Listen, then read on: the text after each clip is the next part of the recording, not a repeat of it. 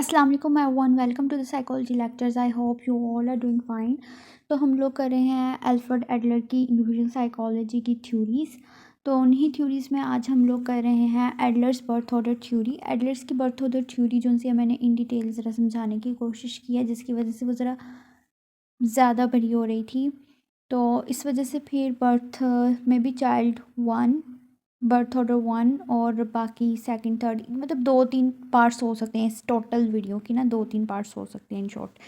तो अगर मैं शुरू करूँ तो जैसे कि एडलर की वो बायोग्राफी में और हर वीडियो में तकरीबन मैंने ये क्वाइट डाली है। तो ये वही क्वाइट है कि इंसानी चाह क्या है कि वो परफेक्शन मिले, सिक्योरिटी मिले, और कोई भी ऐसा बच्चा नहीं है जिसकी ज़िंदगी में कोई रुकावट ना आई हो। हम सब जो उनसे हैं भरे ही वैसे रुकावटों के साथ होते हैं और फिर कुछ एक मखसूस चीज़ और मखसूस चीज़ें हासिल करते हैं। अब ये जो सी बर्थ ऑर्डर की थ्योरी है ना, इसमें एडलर ने बात की है कि स्टाइल ऑफ लाइफ की बात करते हुए एडलर ने कहा कि दो चीज़ें बहुत ज़रूरी हैं। एक तो ये कि उसका बर्थ ऑर्डर क्या है, दूसरा ये कि सोशल इन्फ्लुएंस कैसा है बच्चे का ना, चाइल्डहुड का सोशल इन्फ्लुएंस क्या है, चाइल्डहुड सोशल इन्फ्लुएंस और बर्थ ऑर्डर। और बर्थ ऑर्डर की बात करते हुए फिर उसने इन दोनों चीज़ों के कम्बिनेशन में ये भी की है कि ज़रूरी अगर same parents, same house, same environment, in house environment same है, लेकिन फिर भी उस बंदे के आइडेंटिकल सोशल इन्वायरमेंट्स सेम नहीं हो सकते। ठीक है। उसके अलावा वो ये भी बात करता है कि in same house same parents के होते हुए भी डिफरेंट डीलिंग्स होती हैं पेरेंट्स की। ठीक है। और डिफरेंट एटीट्यूड्स होते हैं पेरेंट्स के। ठीक है। जो कि डिफरेंट चाइल्डहुड कंडीशंस जो सी बच्चों में क्रिएट करती हैं, और वो डिफरेंट चाइल्डहुड कंडीशंस जो सी हैं वो डिफरेंट पर्सनैलिटीज़ को जनरेट करती हैं। तो हमारे पास अब यहाँ पे 4 हैं जिन सिचुएशंस के बारे में हम बात कर रहे हैं: the first born, the second born, the youngest and the या ओनली। अब द फर्स्ट बॉर्न की जब हम बात करें ना, the first born creator of the family होता है। ठीक है। इनिशियल पीरियड में फर्स्ट बॉर्न ओनली चाइल्ड भी होता है। ठीक। अब फर्स्ट बॉर्न की काफ़ी यूनिक और काबिल रश्क सिचुएशन होती है कुछ अरसे के लिए, जब तक सेकंड बॉर्न ना आ जाए। फर्स्ट बॉर्न को अनडिवाइडेड अटेंशन मिलती है, डिवोशन मिलती है पेरेंट्स की। पेरेंट्स बहुत ज़्यादा खुश होती हैं फर्स्ट बॉर्न को लेके, बहुत ज़्यादा, और फर्स्ट बॉर्न को बहुत ज़्यादा सिक्योर करती हैं। इसको ये ना हो जाए, इसको वो ना हो जाए, ऐसे ना हो जाए, वैसे ना हो जाए, क्योंकि खौफज़दा हमेशा रहते हैं उसके बीमार होने से। तो हमेशा उसको बहुत ज़्यादा पैम्पर्ड और बहुत ज़्यादा सिक्योर करती हैं। तो अब क्या होता है कि फिर डीथ्रोनमेंट आती है। डीथ्रोनमेंट का फिनोमेना है कि जब फर्स्ट बॉर्न, जिसको बहुत ज़्यादा अटेंशन, लव और केयर जिसने हासिल किया हो, उसको अब divided attention, divided love, divided care मिल रहा होता है, तो वो अपने आप को बेतख्त, वो बिल्कुल ऐसा महसूस करता है जैसे उसका किसी ने तख्त छीन लिया है। ठीक है। अब उसके पास वो तख्त नहीं रहा जो पहले उसके पास होता था। अब वो तख्त अब उसके पास नहीं है, वो तख्त दोबारा हासिल करना है या फिर जो भी करना है, वो डिस्टर्ब्ड फील कर रहा है, और उस चीज़ पे फिर वो में भी चुप करके भी ना बैठे और अपनी फॉर्मर पोजीशन, पावर, प्रिविलेज को दोबारा हासिल करने के लिए, में भी सुप्रीमेसी को रीगेन करने के लिए, जो कि उसके अब उसकी फैमिली में पहले था अब नहीं है, वो स्टनपन, इल बिहेव्ड और डिस्ट्रक्टिव हो जाए। ठीक है। टाइम से खाने, टाइम से पीने, सोने पे भी देर करे, और मुख्तलिफ दूसरी चीज़ों से भी वो तंग कर सकता है। अब यहाँ पे बात क्या है कि पेरेंट्स की ताकत, तो पेरेंट्स के वेपन्स जो हैं वो तो ज़्यादा ताकतवर है बच्चे के वेपन से, फिर पेरेंट्स भी ज़्यादा सख्ती करते हैं। ठीक। अब क्या है कि अगर वो इल बिहेव कर रहा है या फिर वो कोई बदतमीज़ी कर रहा है, पेरेंट्स क्या कहेंगे, पेरेंट्स उसको डांटेंगे, उसको पनिश करेंगे। अब वो ये नहीं कहेगा कि ये मेरी गलती थी, मैंने इल बिहेव किया, वो ये कहेगा सही बात थी, मैं सही सोचा था, ये मेरे पेरेंट्स जो से अब मुझे पसंद नहीं करते, और इस तरह वो सेकंड बॉर्न से ज़्यादा हेट करने लग जाएंगे, या फिर मैं भी अपने पेरेंट्स से ज़्यादा हेट करने लग जाए। तो यहाँ पे इन फीलिंग्स को टैकल करना बहुत ज़रूरी होता है और वहाँ पर ही डील करना होता है, और पेरेंट्स को स्पेशली इस एक बात के बारे में अवेयरनेस चाहिए होती है और देनी चाहिए हमें, कि जब सेकंड बॉर्न आए, फर्स्ट बॉर्न इल बिहेव कर सकता है, ऐसे भी मतलब कि ज़िद्दें कर सकता है, डिस्ट्रक्टिव बिहेवियर कर सकता है, बात मानने से इनकार कर सकता है, तो उसको प्यार से डील करें, ना कि पनिश करके। जब वो पनिश करते हैं उसको तो प्रूफ मिलता है कि हाँ ये मेरे पेरेंट्स अब मेरे पेरेंट्स नहीं रहे और सेकंड बॉर्न से मैंने नफ़रत करनी है।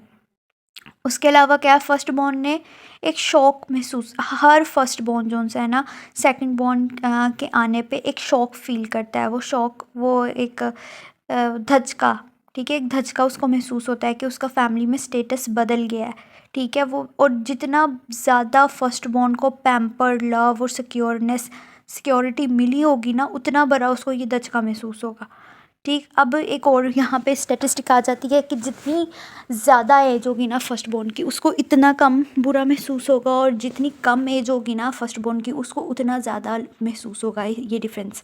उसके बाद आप फर्स्ट बोर्न की कुछ करेक्टरिस्टिक्स देख लेते हैं। फर्स्ट बोर्न की ये करेक्टरिस्टिक्स हैं।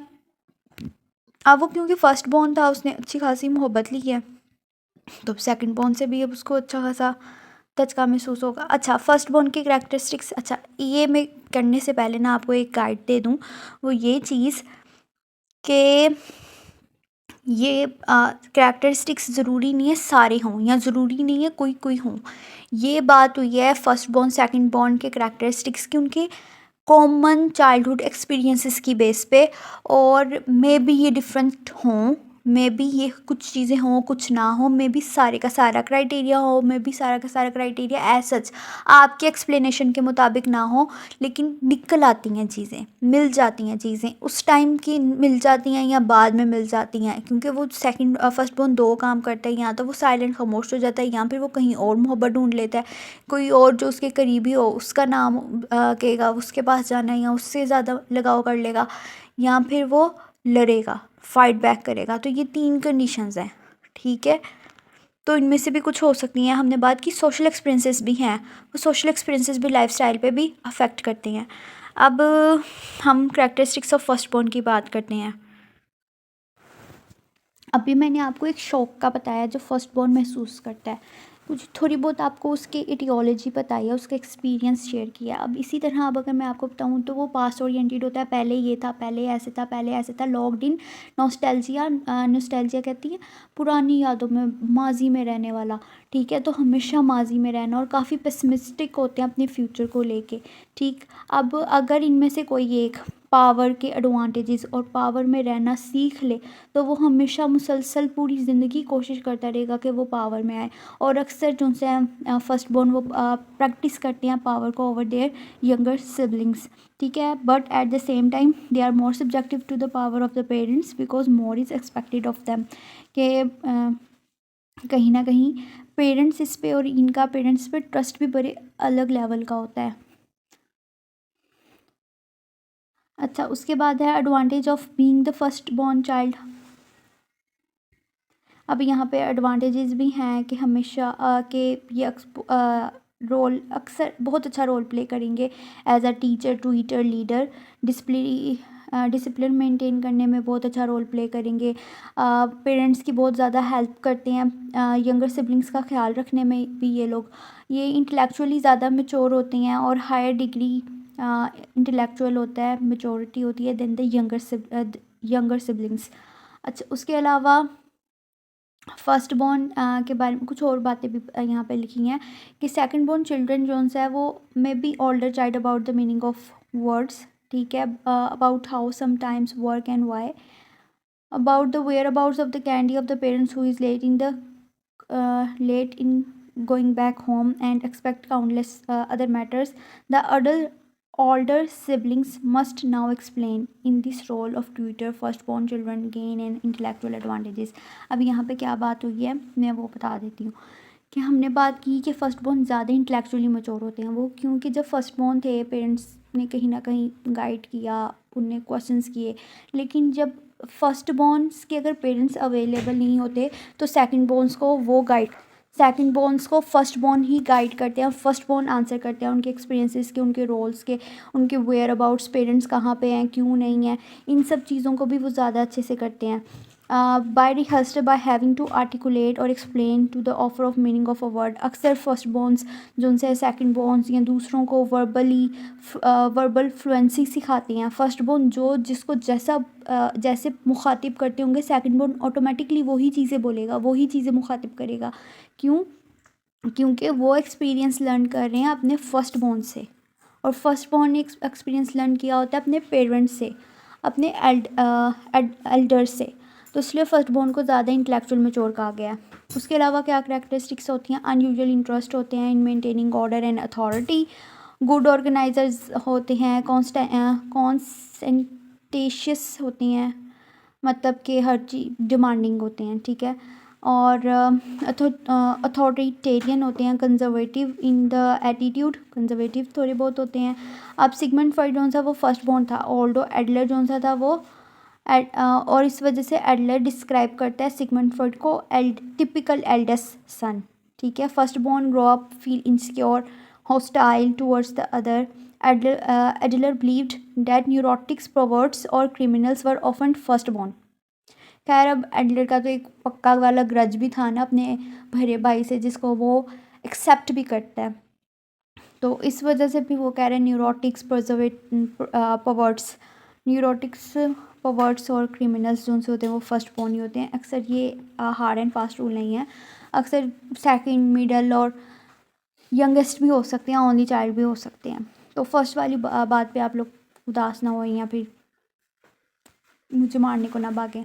ओके, अब second born child, second borns turn to often the compared to the, मतलब हमेशा वो कंपैरिजन करते हैं अपने ओल्डर सिबलिंग से और हमेशा यही महसूस करते हैं कि सारी दुनिया जो उनसे उनको उनके बड़े बहन भाई से कंपेयर कर रही है। तो इसके हम करते हैं डिस्कस।